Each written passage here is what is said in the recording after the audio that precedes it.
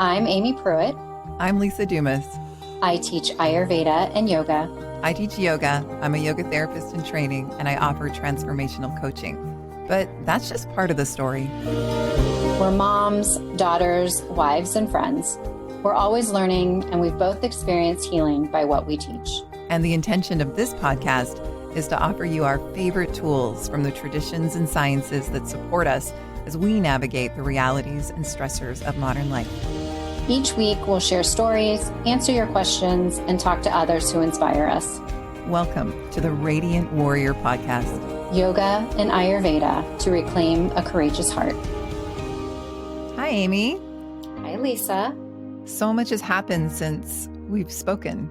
I know. I'm excited to talk about it. I've been back and forth to Toronto from Vancouver, but before I tell you about that, we have some things to share actually that we have going on locally. And I know that a bunch of our listeners are from our communities, you in Columbus, Ohio. And for me, as I've shared with you, I used to have a yoga studio in this area of British Columbia called the Okanagan Valley, specifically the city of Vernon. And the studio was called Arise Yoga before I moved back to Vancouver.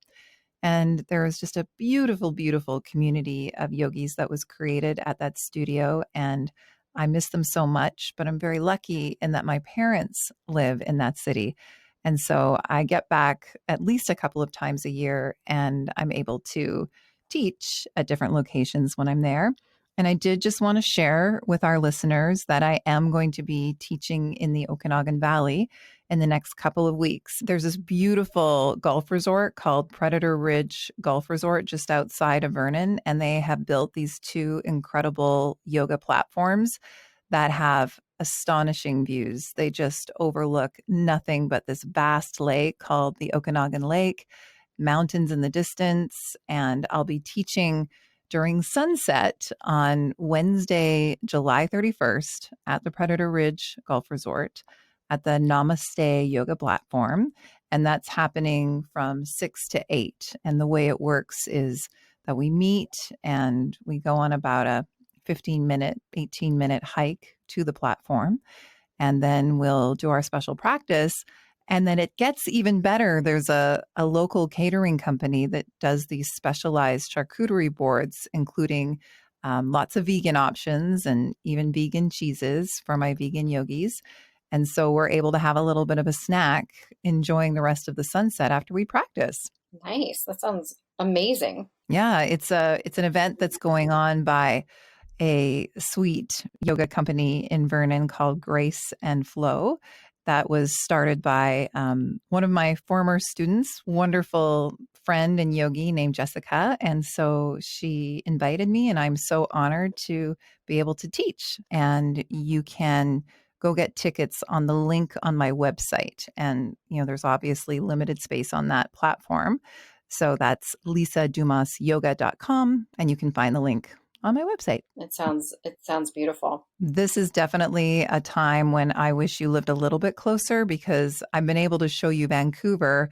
You came up to teach a yoga and Ayurveda retreat with me here, but you came in the coldest month, which is January. And even though it doesn't really snow here, it got pretty cold while you were here. So you didn't see it really at its best. Oh, I don't know. I mean, as cold as you say it was, it didn't feel like Ohio cold to me. It still felt pretty mild compared to Ohio cold. Well, we were in a pretty sweet area, Vancouver, as well. And what about you? What do you have going on at your new studio, Radiant Yoga and Wellness, Aimee? It's just a stunning space, and the community has really come out to support us. So if there's anyone local to Central Ohio, I invite you to come check us out, take a class, just come in and say hi and have tea. You can find us at radiantyogaandwellness.com, or you can find us on the MindBody app by searching Radiant if you're in Central Ohio. And I wanted to add that since we've been open now for a month, I have kind of gotten into a groove with my schedule, and I have opened up a few more spaces for Ayurvedic clients. So if somebody would like to work with me in an Ayurvedic practice, they can book with me by visiting my website. It's AIMEEPRUITT, AimiePruitt.com. So I would love to work with any of our listeners, whether they're local or they could be anywhere in the world, because I do see clients by Zoom or video conferencing as well. I'm glad that you mentioned that. And we have our websites on the show notes of this podcast because essentially that's how we met. That's why we came together, because there's so much power in practices that come from Ayurveda and that come from yoga. And when you work with an Ayurvedic teacher and practitioner like Aimee, this is a really beautiful experience that you take yourself on, because Aimee finds out what your wellness goals are and what's going on in your life. And it's just such a kind and loving way of mentoring you and guiding you through just easeful and really beautiful lifestyle opportunities and suggestions, nutrition. I mean, it's all customized, but Ayurvedic practices are so powerful. They're gentle, they're empowering, like you're empowering yourself to help yourself. And they're simpler than you would think, but it's a wonderful, wonderful experience. So I would highly recommend that our listeners look into working with you for sure. Thank you. So we just got back last night from Toronto, and from Vancouver, that's about a 5-hour flight. It's like going LA to New York, Vancouver to Toronto. And we go there pretty often. I lived there for 3 years, and that's actually where I met my husband. And I lived there when I was very young in my radio career. And we go back often because my husband grew up there, and I have my 25-year-old stepdaughter who lives there, who is getting married. And I'll, Congratulations. I know, it's so exciting. They have their new place. So this was the first time that I got to see their new condo in the suburb of Burlington. She's met herself a wonderful, wonderful man. This girl, Ellen is her name, my stepdaughter. I don't love the term stepdaughter though. Like, I don't know. I've been in her life since she was 3, and I always just call her my firstborn. Yeah. We always just say that. We always just say our firstborn. Yeah. And she says she doesn't mind. So, but she really taught me about being a mom, and we have a very special relationship. So I couldn't be more proud of the woman that she has become. She is so smart and responsible. She's got it all figured out, and they have created a beautiful life together. It's just so nice to see her find the man that she truly loves and who truly loves her. So nice to see that. Mm. So it did happen to be very lucky that she decided to go and try on wedding dresses for the first time, and I was there. And I feel very blessed that she and her mom invited me to come along, and our daughter Grace, her sister, came too, and she found the dress during that appointment. Oh, nice. I know, I didn't know if it would happen, but she said yes to the dress. She said yes to the dress. So that was one of the wonderful things that happened during the week. The other reason that we went there is my 17-year-old daughter is just a huge musical theater lover. This is what she wants to do with her life. She wants to live in New York. This is all she wants to do. And so when possible, we're very lucky that we can go and see wonderful musical theater. And in Toronto, it was some of the final shows of Dear Evan Hansen, which is a big show that my daughters wanted to see for a long time. So we got to see that, and it was just very touching and heartwarming. If anybody has an opportunity to see that show, I would highly recommend it. But the big thing that I wanted to share with you, apart from all of the wonderful experiences that I had in Toronto, last week we were talking about what we would like to say to our younger selves. So it was just so funny that I had a real experience almost with my younger self, because I moved to Toronto when I was 23 years old. I had been doing radio. I'd been in my radio career for 3.5 years by that time. And I got called to come in and interview for this position at this Toronto radio station. And I was so excited about that. I think somebody that I had worked with had probably recommended me. And I had maybe just been on an airplane one other time. And I've shared really openly, that's what my whole path is about, that in my 20s and early 30s, I suffered with anxiety greatly. And so this was kind of the beginning of all of that.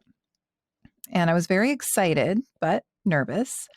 And so this radio station in Toronto flew me in and they put me up at a hotel and they picked me up and they took me for lunch. And then that's when I had my interview. And that's when I found out that I had the job. And then after lunch, they took me back to that hotel, which is in downtown Toronto, very nice place.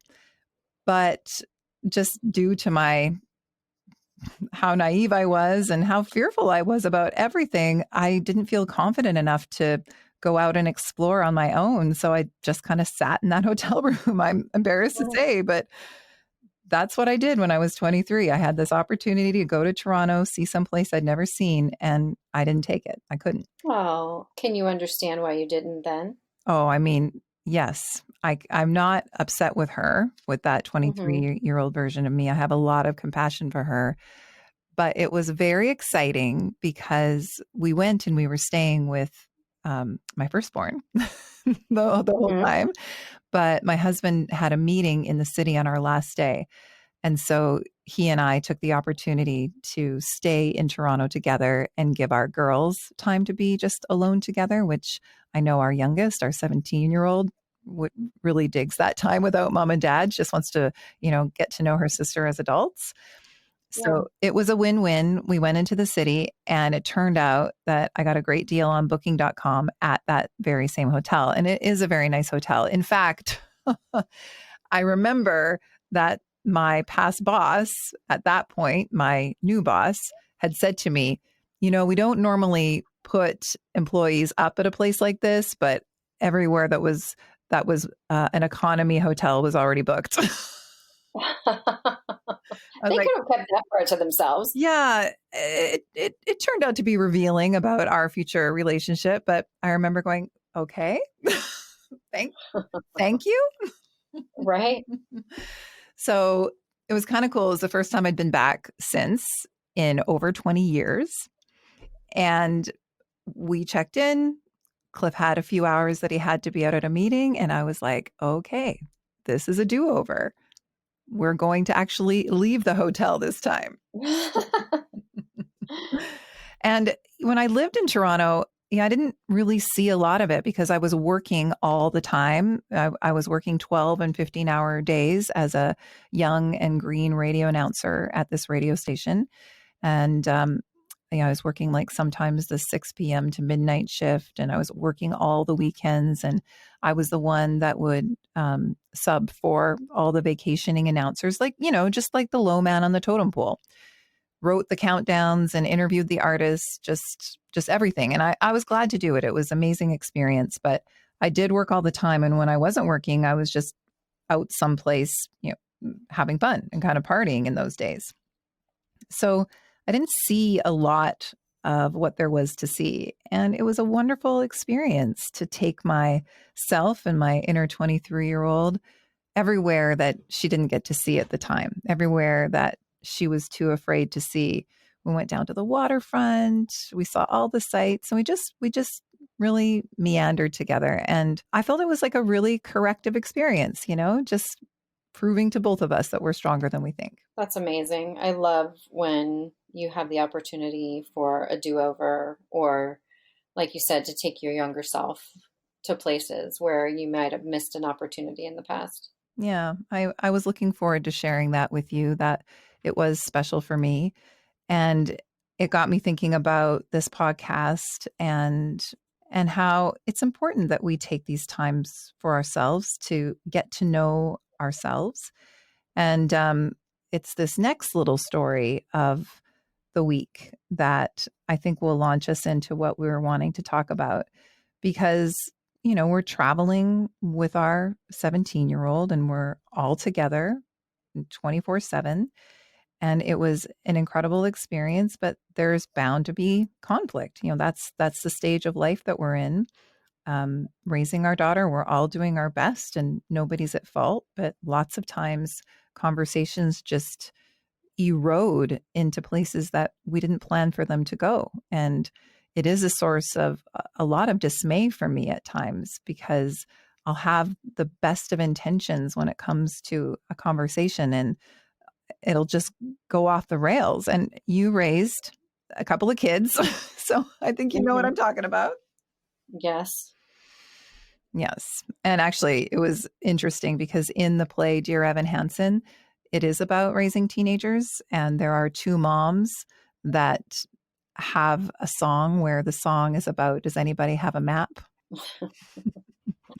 The song is all about, having a good intention to have a great conversation and having it just go south. And it's hard to tell how it even happened, and before long there's slammed doors and hurt feelings, and you're like, wow, that is not how I wanted that to go. So I had a situation like that. In this particular conversation, though, I have to admit, last week we were talking about being triggered. I have to admit that I found myself feeling very upset. And, even my daughter Grace said, why is this such a big deal for you? And I won't go into the whole thing because it's not all my story to tell. I'll just share my part, which is she, of course, her want from me is to be treated like an adult. And that is the evolution that's happening in this household. Absolutely. I just support her stepping into adulthood for sure. And she mentioned to me that she didn't feel that I was doing that in front of her sister. And the reason that I felt like sort of this cut when that was said is because in my heart, the way that I've truly been thinking is so facilitating them as two adults together. Like that's really part of my intention for the recent trips as my daughter's been getting older. So the fact that she said that is exactly opposite of every intention that I hold. And so I found that it bothered me more than things that she might say that I could then explain away. Like this one, I was just so not seen in my correct intention. Yeah. And and it got me thinking about this online class that I took once that went over some of these tricky thoughts that all of us have, but we don't know we have them. They're beliefs. And if we were really to take some time and question, why is this bothering me? We could narrow it down to these thoughts that all of us do think, but we're not ever questioning them. It's what we've talked about before, the work of Byron Katie. We're either believing or questioning our thoughts at any given time because we're thinking, thinking, thinking, and we're always just reacting based on them. So when I got so upset, I took some time to think, okay, what is this? What is the underlying belief that is so upsetting me here? And it was that not being understood by her, like not being seen as I truly was, wanting her to see me in a different way. And the thing is we talked about this. I can't control that. I also can't force anybody else to understand me because we're all viewing each other through our own specific lens. That's the best we can do. So you see what I'm getting at here. One of the thoughts that holds a lot of us back is I need to be understood, or I should be understood, or they should understand me. And we might not know that that is an underlying thought that is carrying our behavior and our reactions, but it is in many cases. And it was for me that day. I thought we could talk a little bit about that. Yeah, as I was sitting here listening to you talk, I was thinking of about 1,000 times where I felt misunderstood or not seen, or I wasn't getting either my intention or my thoughts across, and not understanding why people don't understand me. And I can think of instances with my own daughters where I had an idea of how I wanted them to see me and how I thought I was.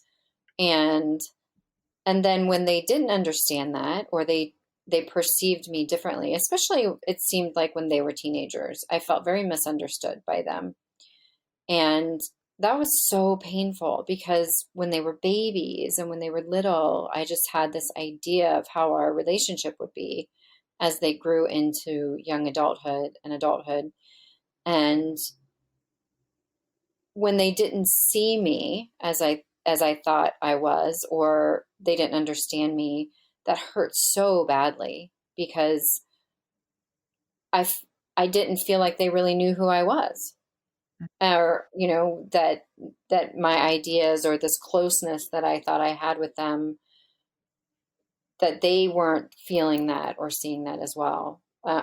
You know, things that they would say about how they thought I thought about things that were so off the map. Whether it was ideas about activities that they were doing or how I was raised, or, you hear from your children, you never, or you always, or, and then, dot, dot, dot, fill in the rest. And, and it would always put me on the defensive right away, first to defend myself, and then to try to explain myself to them, and then to be hurt that they didn't see me or understand me as a person, not just as their mother, but as a person. I'm sure a lot of moms of teenage girls and boys, but I'm sure a lot of moms of teenagers feel similarly, because that is a pain that I don't notice that we're talking about a lot. The pain when you realize that they see you, maybe even the way we saw our parents, the pain when we realize that they see us as maybe just meddling mom or something. And Yeah. in the opposite way that you perceive yourself, or the opposite way that you have mindfully cultivated your role as a mother. And yes, listening to you share that was really helpful for me to hear, because that has been painful to hear some of the words that she says and realize that the way she sees me is not how I want her to see me. I mean, I guess it comes down to that. Yeah. Like you said, they only see you as the meddling mom, and you don't see yourself as just that. And I don't see myself as just that. And I never wanted them to not know me. And there were periods of time where I felt like they didn't know me, or they didn't see all of me, or what I was going through, or my past, or my struggles, or my humanity. That as mothers, we're not perfect and we do make mistakes. And to not be seen for that as well. Oh, yeah. Oh, yeah. And everything that they're doing and saying and the way that they're perceiving us, it's all completely developmentally appropriate. We know this. And so that's the point. And this is what Grace couldn't understand. She said, I can imagine that it must be painful to hear your daughter say that she wants to be treated like an adult. And I said, no, no, honey, that is not how I'm feeling. I am so happy to see the adult that you're growing into, and want to support that in every way. I look forward to those days. I What is painful is the fact that you don't feel as though I am treating you that way in front of your sister. And that's been my biggest goal on this trip, is to facilitate experiences where they can be adult friends together. So that's why it did feel like I was so incredibly misunderstood. But then when I really sat with it, it didn't have anything to do with her. It had to do with the overarching theme of being misunderstood in general. Mm-hmm. And that's why I'm so grateful to have the tools that I teach and that you teach, is to go, okay, what is the origin belief of this that is so uncomfortable for me? And I'm really happy to say that my husband can sometimes question that for me. And he'll ask me the Byron Katie question, okay, who would you be without that thought? Because we'll have the one thought then, she doesn't see me. And then that computer brain of ours will just say all of the negative ways that the relationship could be. But as you said, it's never one thing. The relationship is all things. And It sometimes is incredibly painful and it sometimes is incredibly beautiful. So I had to realize this isn't about what she said.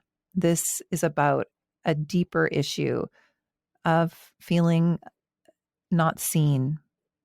Yeah, as feeling not understood. And then it brought me back to remembering that class that I took, that central thought, I must be understood. If we really ask ourselves, do we believe that? If we think about our relationships, do we really believe that they should understand me? And if that is a belief that we hold fast to, we're likely going to have a lot of contrast and a lot of uncomfortable emotions and feelings to deal with because that's just not possible. Yeah, and how can we control other all the other people in the universe's perception of us? No, And that's exhausting. no.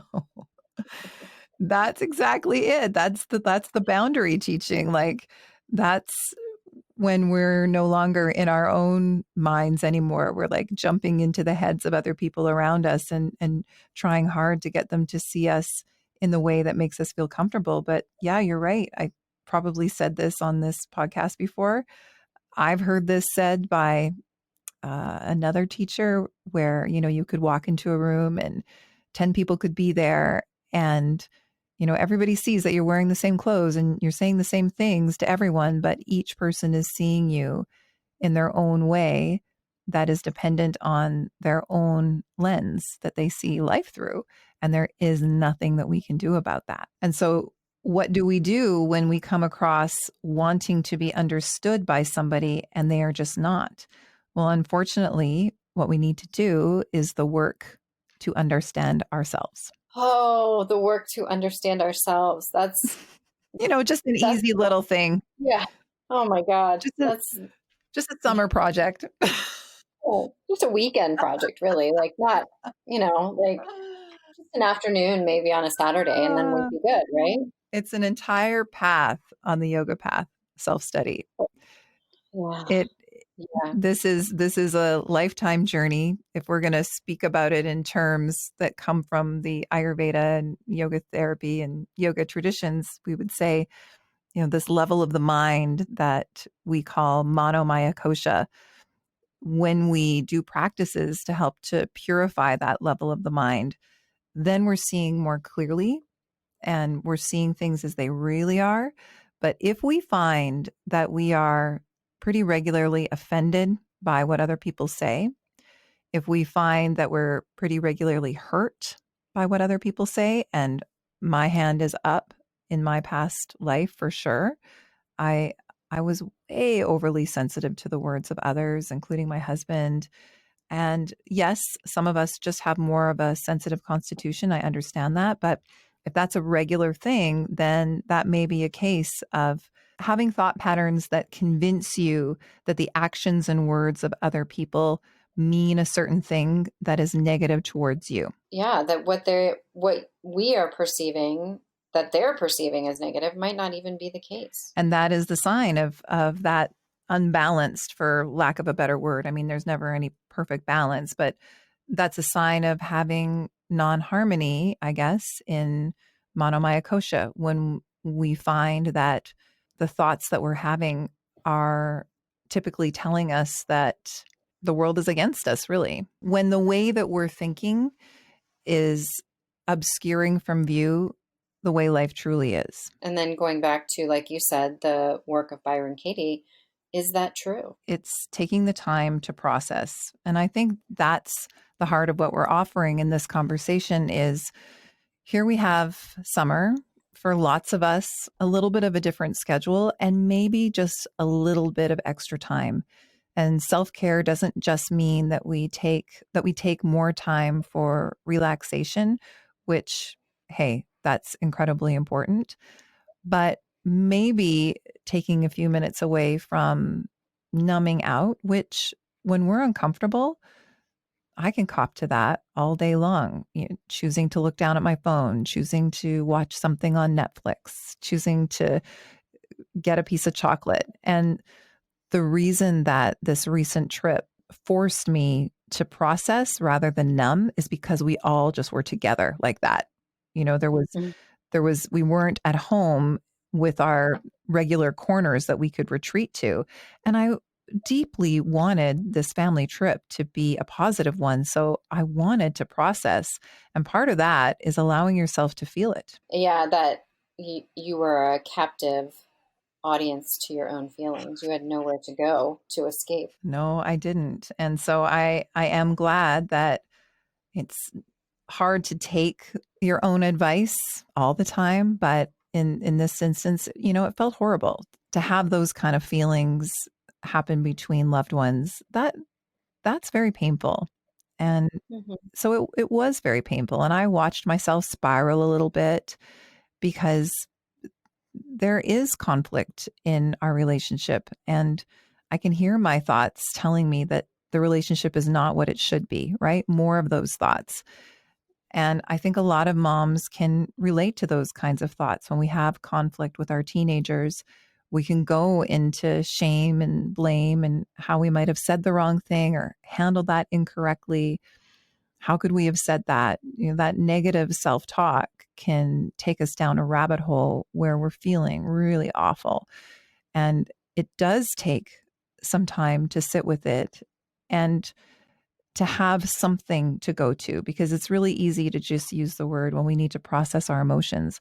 Let's be practical with this, Aimee. Like, I'll say what that means for me and then tell me what you think.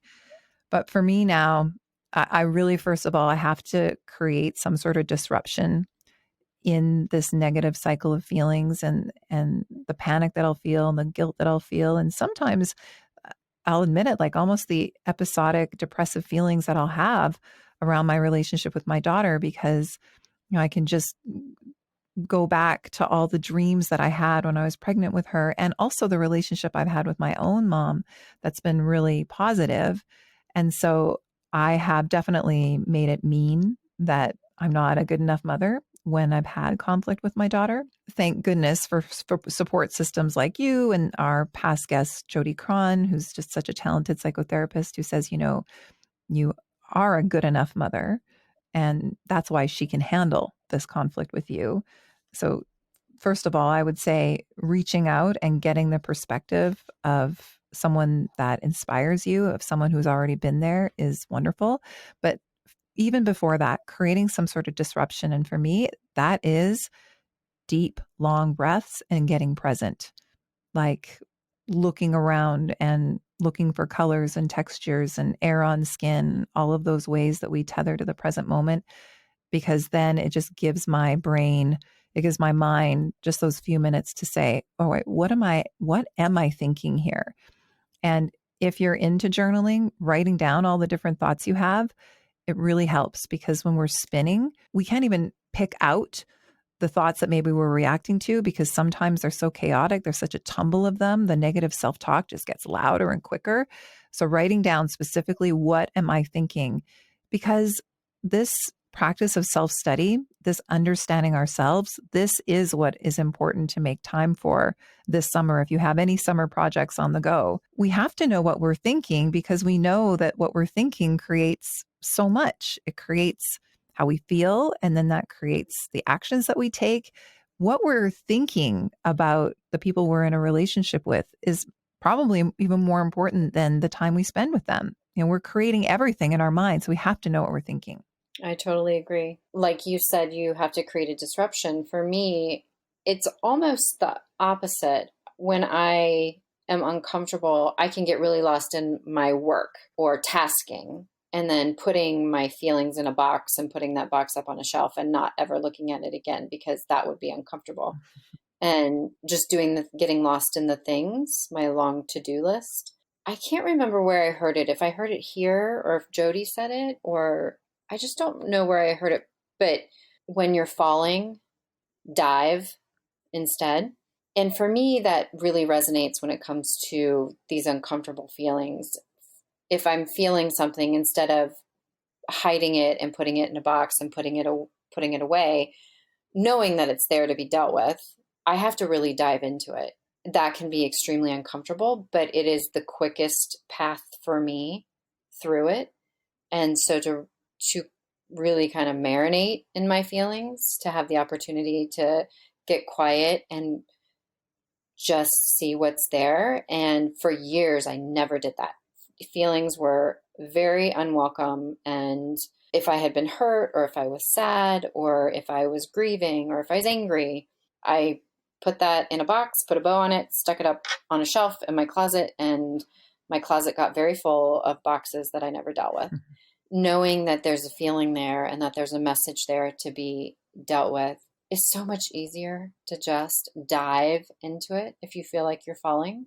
That really has been powerful. And I find that accessible through meditation. I find so much healing and clarity in that, and getting quiet and just listening to what's there. No agenda, no plan, but like you said, connecting with your breath and just allowing the silence to provide me with the grounding and the clarity and the healing that I need. And if there are feelings there that need processed, that's an opportunity to process those. And that's what's been really working for me lately. Do you remember the first time that you gave that a go and you learned that you could survive on the other end? Because for a lot of people, I hear that the thought of really facing and really sitting and really diving, like it feels like they may not come back. We've learned and we're told that the worst thing that can happen is a bad feeling, but that discomfort, boy, it runs deep. Can you share when you first sampled that, and then the fact that you turn to it now? Is it because you did it and then you realized that you could handle it, that you lived, and so you felt a lot stronger and you built resilience that way? Oh, I remember clearly running from feelings because I thought I would literally die. I really thought feelings could kill me with their power. And so then these feelings just backed up and backed up. And I mean, I could feel it in my throat all the time. This, this sadness and this anxiety and this fear. And it was fear of feeling feelings.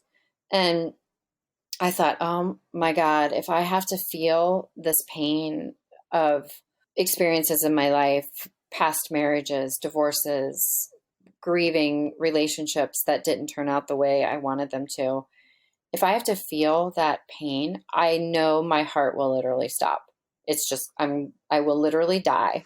And I carried that for years. And the amount of energy and the amount of time that I spent running from feelings. And then when I was finally faced with feeling all of it and having it move through me and having it be so cleansing and so rejuvenating, there was nothing like it. And I didn't die. Mm-hmm. I was like, well, bring on some more feelings then. Like, let's see what else I can feel. And I didn't die with the next feeling. And I could feel anger and process it appropriately and not let it just fester inside of me and create resentment, but I could appropriately articulate when my boundaries had been crossed without lashing out or shoving it down and just resenting whoever I felt like had crossed my boundaries, or resenting myself because I'd crossed my own boundaries. Or sadness, like being so afraid to be sad, being so afraid to cry. Like, I don't want to cry. I have to keep it together. I have to keep everything together. I have to keep everything zipped up and buttoned up. And who has time for that? But truly, I spent far more time and energy keeping it together than if I had just allowed myself opportunities here or there that didn't have to be lengthy, but to fall apart. And even when I fell apart, I didn't literally like break into pieces on the floor for somebody to sweep up with the dustpan and toss out. Like, even when I fell apart, I was able to come through that lighter on the other side and put back together in a much more solid way than trying to knit myself together every day. So yeah, now I'm all about feelings. Like, feel them, bring them, like, and if something touches me, like a sad song or a movie or something like that, I'm like, I get into it. And I'm like, like there's got to be something inside of me that's got to be purged now. So let's use this tool, whatever it is, to bring out more of that. I don't know if anybody can relate to that, but yeah, now I walk through life lighter and more solid, and I don't have that feeling in the back of my throat all the time of running from a bad feeling because I'm literally afraid it's going to kill me. I want to highlight a couple of things that you said. First of all, that feeling in the throat. That is such a familiar feeling to me, and I'm sure to many listening. When we feel that achy, closed feeling in our throat, what does that mean? That means that something, just as Aimee was saying, something needs to be expressed. Something wants to be expressed. We're holding something in so tightly because we're afraid of it. But that is such a good way to communicate with our body in that instance. That is what that feeling is telling us. Something wants to be expressed, and we can ask ourselves, what is that? What wants to be spoken? What emotion needs to be expressed here?